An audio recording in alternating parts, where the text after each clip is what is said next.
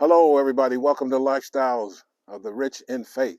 Kerwin and Brenda Jordan, we welcome you to our series called The Laws of the Rich or The Laws of Riches, number 7. And this is going to be quite an extensive part now. We're going to dig deeper. We're going to take some scriptures from Matthew chapter 13. And I've been very anticipative of this number 7. And the Lord is just, whoo, man, he has been on me like better than rice on white. Or white, what is it? White on white or rice on white? Whew, much as I love white. Anyway, the laws of the rich. Now, before I get into the laws of the rich, one of the things that you need to practice, everybody that's following me and listening to this video, is you have to overcome the disease of cheap. The disease of cheap. And before I get into the laws of the rich, number 7, part 7, I'm going to go over some things here. I'm going to go over 7 areas that I want you to catch yourself doing this. And this is how you're going to cure yourself of being cheap. Number 1, when you go into a restaurant, the first thing you look at on the menu is what? Don't look at the prices. You are not to look at the prices. If the first thing you look at on the menu is the prices, that's being cheap. That's what I mean being cheap. You have to practice thinking the other direction. Always look at what's being offered on the menu first. Usually you're going to read the left side of the menu first. Read the right side last. Number 2, when you go looking for a car, the first thing you look for are the prices. Okay, if you're going to overcome being cheap, you're going to have to go for what is expensive and look at things that you can't afford. Number 3, when you go looking for a house, the first thing you look for is how much it costs. From heaven's standpoint, heaven wants you to look at mansions, something that you can't afford, something that's out of your budget to get you into his budget. See, God doesn't have a budget. But in order to get to a larger place, you literally have to train yourself to think outside of that. Think above it. Think expensive. Think more. Okay? Number 4, when you go looking for clothes, the first thing you want to know is, where is the sale rack? No. You want to go for the top, the brand new, the first, before anybody else has bought it. Number 5, when you go looking for shoes, the first thing you go looking for is the discounted shoe wear of the shoes that nobody wants to buy. No. Go for the brand new and the shoes that are most expensive that most people can't buy. Number 6, when you go out to a concert or a night of entertaining, the first thing you look for is where to find free parking. No. Go to where valet is and pay for valet parking. And number 7, when you want to buy souvenirs, it's the prices that keep you from those purchases. So God told me, and Jesus gave me this. He said, I want you to give them that. Now, the disease that keep people broke, poor, and without money. Now listen to these 10 things.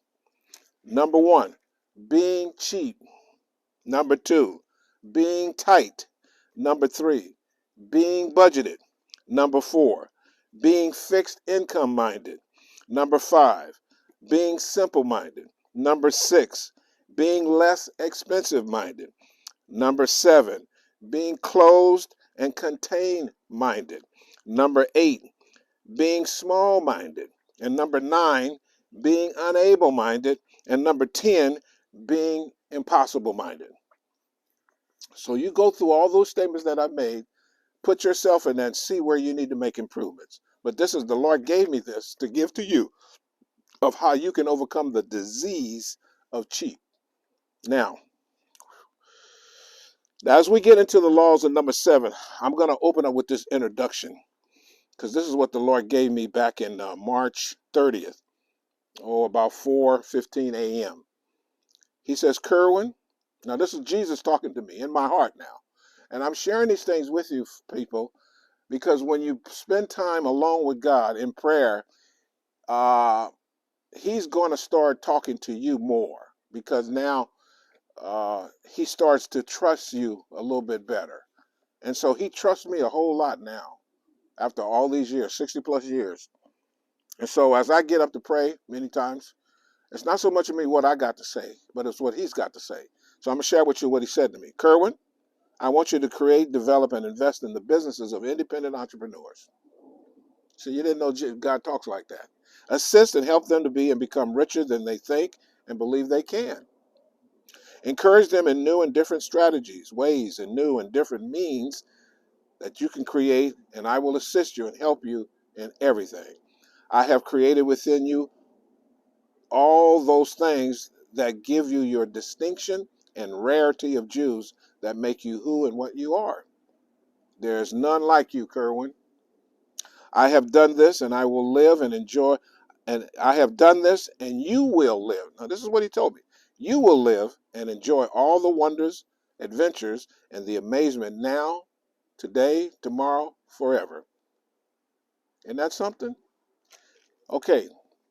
Then he said, I want you to go into Matthew chapter 13. Now, these are assignments that Jesus himself has given me in my heart. And we're going to go into Matthew chapter 13. And all this is taken from here. There are 7 mysteries of money that I'm going to give a revelation for. You know what the other term for revelation is? I'm going to uncover what Jesus was talking about in the ancient day when he was walking the earth, okay, to these people. Now we're going to begin. Now this story in Matthew chapter 13, the first part in Matthew chapter 13 verses 1 through, let's see. It goes all the way down through 20. And I'm going to summarize it for the sake of time. He's talking about a farmer sowing seed, or commonly referred to as the sower soweth the word. Now, there are 4 kinds of people. Now, Jesus repeats this to me all the time in my heart, in my mind. He said there are 4 kinds of people. And in this story, he tells you that there were these wayside people. So the 4 kinds of people are procrastinators, pretenders, performers, and producers. Okay? So in Matthew chapter 13, I'm going to show you, he says here, Matthew chapter 13, verse, let's start at verse 1. Now the same day went Jesus out of the house and sat by the seaside. Now I believe Jesus had a place on the ocean front by the sea because he loved water. And did you know scientists today don't know what water actually is? It's more than H2O. But the part that is more than H2O, they don't know what it is. It has intelligence, it's smart, and it's God's mystery. Anyway, and great multitudes were gathered together unto Jesus, so that he went into a ship and sat, and all the people stood on the shore. And he sat and he spake many things unto them in stories, saying, now here we go. The sower went forth to sow. So I want you to think in terms of a farmer getting up every day going to plant seed. So here's how to understand this now. You are the sower, okay? Not Jesus, not your mother, not your father, not your brother, not your sister. Everybody that I'm speaking to, I want you to look at the one he's talking. You are sowing, you are doing things every day in your mind, in your heart, in your actions, in your attitude, in your emotions, in your feelings, in your response. Those are all types of seeds. Okay? And when you do them and you act to them, that's a type of planting. Okay? Now, so here's the first group that he's talked that I call the what did I say? They were the when he sowed. Okay, so sower went out for to sow. So here we go, verse 4. And when he sowed, some seeds fell by the wayside, and the fowls came and devoured them up. Now, those are called procrastinators. Procrastinators. You know what a procrastinator is? You know what a procrastinator is? Put off what they should be doing. Okay, in this group of people, this is the majority of the planet. Okay, I say this probably about 80 to 90% of the people walking the face of the earth fall into this category. Most people are either waiting for somebody else to do something, or they're waiting for them to be something else, or they're waiting till something gets done first from somebody. You see, so that's a type of procrastination, when really you, the sower or the person, you, the individual, you can always initiate something. You can always get the ball moving. If you have to wait on somebody else to do something before you do something, you're going to always be behind. Listen to me. So don't be a procrastinator. That's the first group. Then look at verse 5. Some fell among stony places where they had not much earth, and forthwith they sprung up because they had no depthness or deepness of earth. Now, these are the pretenders. Now, when I say pretenders, this group of people, how can I say this? They look like they got it going on, but when the pressure's on, you see something else, right? So look, he says, look at verse 6, and when the sun was up, that sun represents pressure, stress, anxiety, testing, tribulations, problems. What do? They were scorched. And because they had no root, they withered away. They quit. Okay, these are people who quit under pressure. You notice how they prosecuting former President Trump? Strong as ever. The reason why he's so strong and is able to endure this madness is because he's a praying man. God told me many years ago that President Trump was his boy.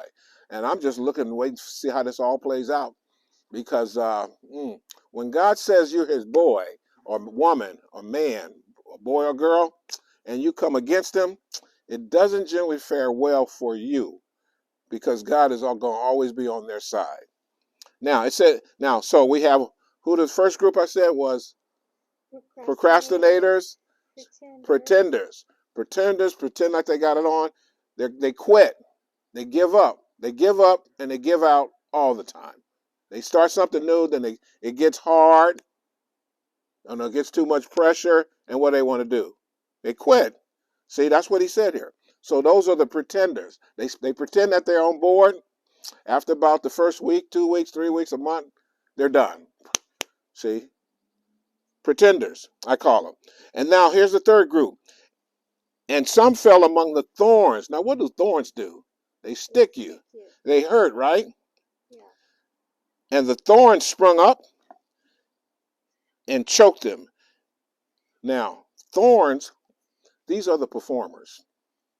I say the performers because it says here, see, the performers like to pretend, they're like the pretenders, but they can actually perform and do something, but they don't follow through. They don't complete the task. They don't follow through. That's a pretender. It's not in them. It hadn't taken deep in them. So you've heard the term said, when you own something for your own, that means you take possession of it. Okay? So those are the performers. Let me move on. And then it says this last group here. Now here's the very few people on the earth. This is probably about, maybe 5 to 10% of the population is in this group.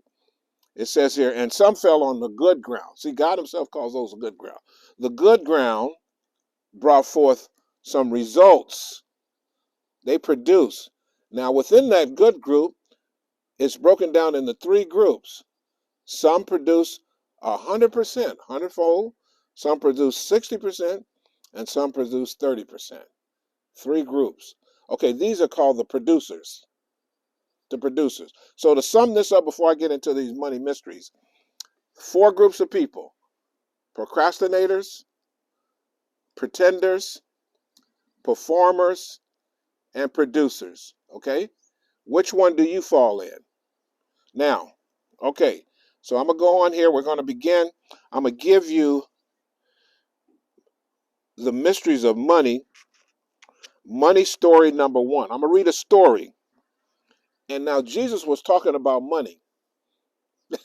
Watch this.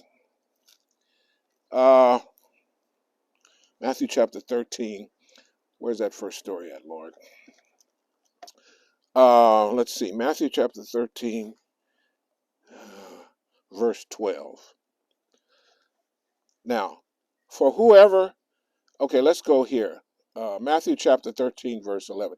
Jesus answered and said, and because it is given unto you to know the mysteries of the kingdom of heaven, but to them it is not given. So, in other words, Jesus told stories in story format in order to get the attention of his audience. Okay? But those that were part of his inner circle, he's saying, but you, whoever has understood what I've been saying, will be given more. And whoever has not understood what I've been saying will lose, will have what they think they have, they're gonna lose it. You're gonna lose what you have. Whoever has not understood from him shall be taken away even that which he hath. So this in Matthew chapter 13, verse 12, this is called the law of abundance. The money law of abundance. So in order to have God's abundance, one of the three keys to unveil or to reveal the book of Solomon is wisdom, knowledge, and understanding. Understanding. When you gain an understanding, then you'll gain more wealth in your life. I'll put it this way. The man or woman who knows how to do something or to do a job will always be able to get what? Another job.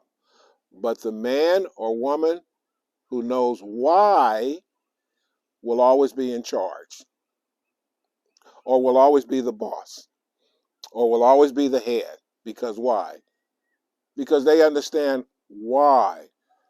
So a key to abundance is you want to go further than just knowing how to do something. Most people who work for other people, they know how to do the job, but when you ask them, how come does that work?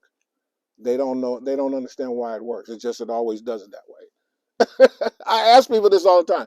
I say, how come you do that? Well, I do that because when I take this out, this happens. I said, but do you know why that happens? No, I don't. Here's an even simpler question. Do you know who started your company? Like Disney, for example.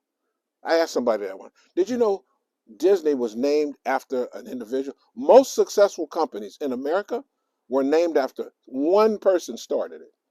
One man, one woman, one family. And most of the people that work in the company, they know about the Disney family, but they know very little about Walt Disney himself, who actually started Disneyland here in California and Disney World in Florida. They clueless. Yeah. So when you want to have an abundance, you have to think further beyond most people. Most people are surface thinkers. You know what surface thinkers are? What they see, what they hear, what they feel, what everybody else is doing, that's surface thinking. It's popular. But the rich, they go deep. They live in deep waters. You know, like the whale, the huge blue whale, white whales. We got beautiful whales out here in Pacific. Most of the time, they're in the in the deep, deep waters where there's not a lot of small fish out there. So that's how your mind has to expand to that level. The deeper and greater depth your mind can go, the greater depth of your wealth and wisdom you'll experience in this world. Okay, so that was in Matthew chapter 13, verse 12. Now, uh, the supernatural rich law what Jesus was talking about was the law of abundance. I'm going to put on my other glasses now because I want to read this. I wrote these down. How am I doing, honey? It says here, here's the law of abundance. Okay, before I go on. Now that was law number one, the rich law number one. When you acquire and gain the understanding of something, someplace, and someone, you will increase and grow in wealth and in abundant flow. Okay? Now, there is an opposite law that works as well with the law of abundance. It's called the law of lack. The law of lack. How many know about that law? The law of lack. Okay, when there is no understanding on something, someone, and some place, then the reverse law occurs, and lack and insufficiency of wealth and riches diminishes. That's just what I just said. Okay, so that's what Jesus was talking about in Matthew chapter 13, verse 12. All of that I got out of that one verse. So my millionaires that are in training, this is what I want you to do. You're going to tell me something that I don't already know. Like Brenda used to tell me when I used to tell her how beautiful she was. I got in I'm serious. I got in the habit of just constantly calling her gorgeous because she is a very pretty woman, gorgeous, beautiful woman. Most men will agree. But one time Brenda said, "Well, can you tell me something I don't already know?" And I thought, well, dang, she's right. I need to come up with some more words, right? So you have to think more. You got to think harder, think deeper, think greater. See? And that's what I want my millionaires to do. All right, now, the law of lack, which I told you. Now, I'm going to give you some questioning, like the law of conditioning. Now, look at Matthew chapter 13, verse 19. Matthew chapter 13, verse 19. When anyone hears the word of the kingdom. Now, when we talk of kingdom, I'm talking about the lifestyle of God on the earth in this world. That's how I want you to think now. Not just kingdom, heaven, kingdom of God. That's old English type of talking. I need you to think and talk 21st century, an American, or wherever you are in the city. Okay, we're in the 21st century now, not in old England. So when you hear the word of the lifestyle of God and you don't understand it, then comes the wicked one and catches away that which is sown in your mind. This is he which received word by the wayside. Now, so there is this, in the spiritual dimension, there are unseen, disembodied beings, and they have access to that unseen realm, which through the power of thought have influence in our world. Okay? Now, one way of making your mind stronger is through this law I call the law of conditioning. Now, remember, I always say, listening to my videos, you have to go through them 10 times because I'm literally brainwashing you. I say brainwashing, meaning as you listen to my videos, it's going to wash out all that bad negative stuff that you think about and gradually replace it with this great beautiful stuff of God's sayings, his words, and his phrases will start take more of a hold on your mental capacities. Literally, that's what's going on. I can scientifically just about prove it to you, but you have to do it over and over for for several sessions. Usually, scientifically now, when you do something for consistency now, for 3 weeks, it converts into a habit, automatic. It'll become a habit. See, this is something you can do. So that's called the law of conditioning. Now, I'm going to give you another law. These are rich laws now. This is called the law of the mind. The law of the mind. Jesus lists out 5 things in which you can do it and what happens in our life in order to prevent us and stop us from being successful, wealthy, rich, healthy, and happy. And there are 5 things that that work against you mentally, emotionally, and particularly mentally. It starts there. See, if I can keep you in a mental state of trouble, anxiety, depression, uh, fear, concern, worry, stress, all kind. See, those are all, and it all starts in how you think.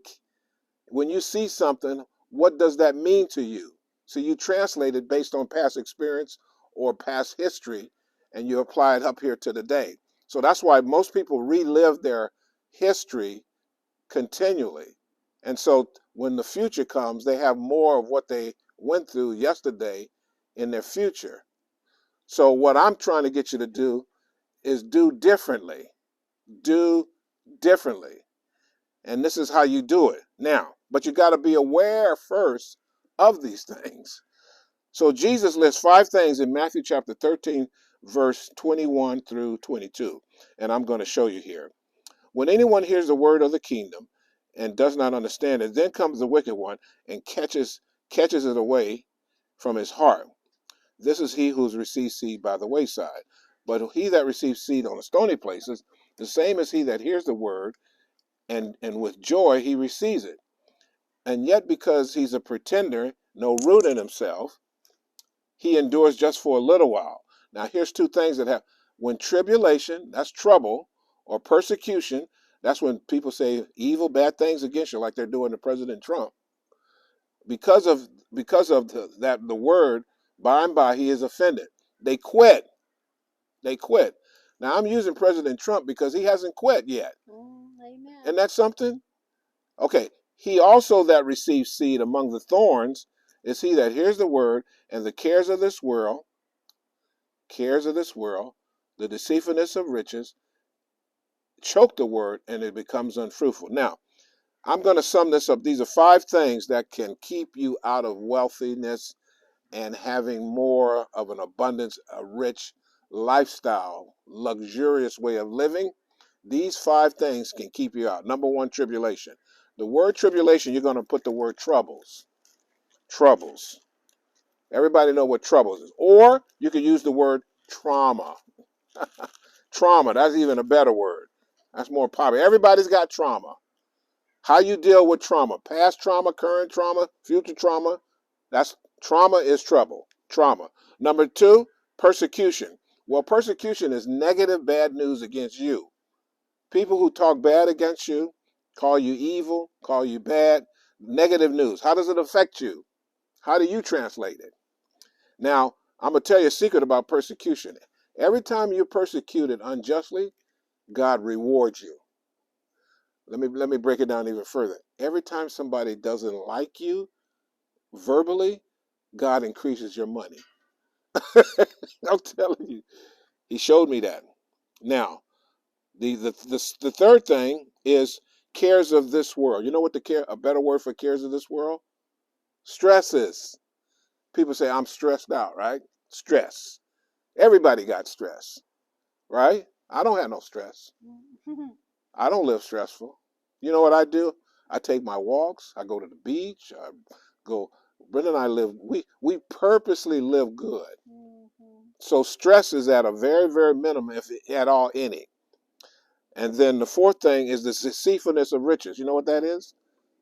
Worries of money. Money. Now people love money more than anything in this world. Okay, they will kill you for money, right? So persecutions, the troubles, the trauma, negative news, cares of this world, and the deceitfulness of love of money. So if you want to have a lot of money, you have to ask God to help you to become a master over it. Amen. Instead of money mastering over you. Now, and then also there's this thing called the lust of other things. Now, the lust of other things are the concerns of the affairs of this life and things that give anxiety in life.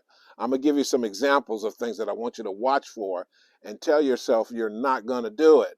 In other words, you're not going to concern yourself or be worried about these things. There's 7 of them. Number 1, aging. Okay? Aging. Now, what are you going to do against aging? What would you do? Exercise. You got to move, people. You don't sit down and stop. As soon as you sit down and start say I'm tired, I'm going to rest, that's the process of death. It's just a slow, long death you're having. So the way you fight that is you get on the move. Do something. Start something. Be something. Paint something. Number 2, dying. People are scared of death. You should have so much life in you, you don't have time to think about death. I never think about death. Ever. Even if I know somebody died, it just comes in my mind, drops right back out. Even if I think of a loved one that passed recently, like my cousin, I don't let it stay there. He's in heaven. Okay? All these people, most of the people we know that have died are fine. I bet you they got more regret than ever. Because much of this stuff that I'm talking right now, they wish they had to learn it while they were here. Watch when we get to heaven. I know it. Sicknesses. People are afraid of getting sick. A number of diseases. All the diseases, if you look at the TV, they tell even the medications by Big Pharma. They got all kinds of warnings. The risk involved. Poverty, lack of money, being alone, and the biggest of all these that in our generation is unhappiness. People are more unhappy than they've ever been in the history of civilization. And yet we have so much here, in America at least, all the convenience, and they're still unhappy. I'm not. I'm happy every day. Amen. Okay, so that was that. Now the producers, Matthew 13:23.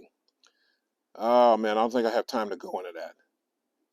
Okay, I want to jump into this money story number 2. It's called The Tares and the Wheat. And this is in Matthew chapter 13, verse 24. How am I doing, honey? 32 minutes. Okay, I'm going to give you one more, and I think I better stop. We'll do this in a couple of parts, maybe 3 parts. But here's a story that Jesus said. He said, the kingdom of heaven, or the lifestyle of God in the earth, is like a man who sowed good seed in his field. While men slept, his enemy came and sowed tares among the wheat, and he went his way. But when the blade was sprung up and brought forth fruit, then appeared the tares also. So the servants of the household came and said unto him, Sir, did not you sow good seed in your seed?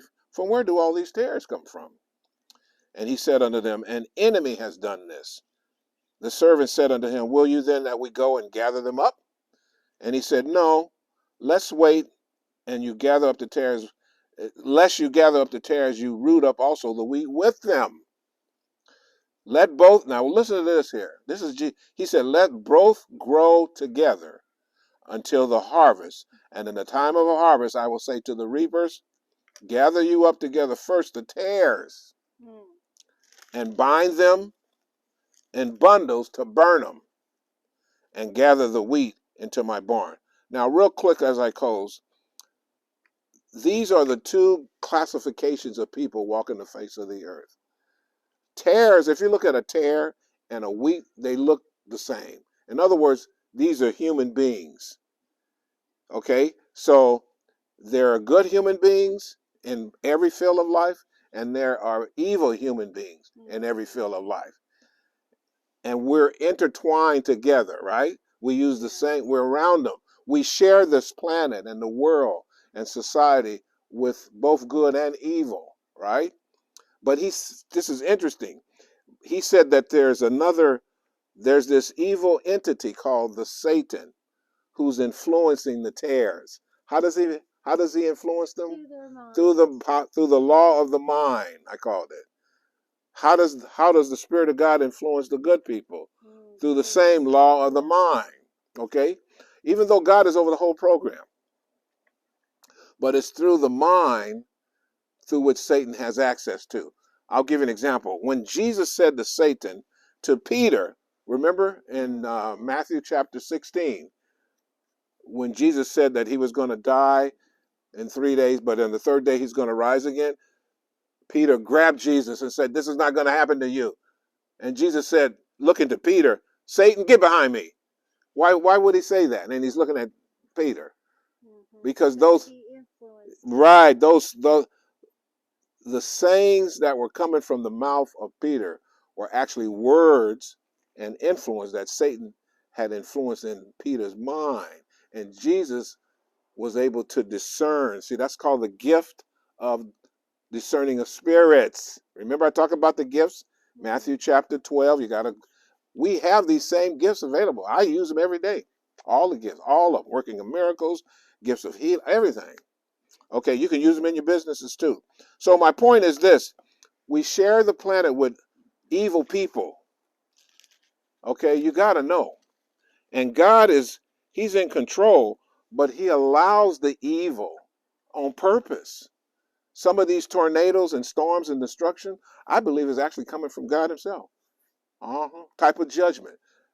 See, we don't know everything. I don't claim to know everything, but one thing I do know: sometimes God can get us so upset, he allows the weather patterns to occur to cause destruction.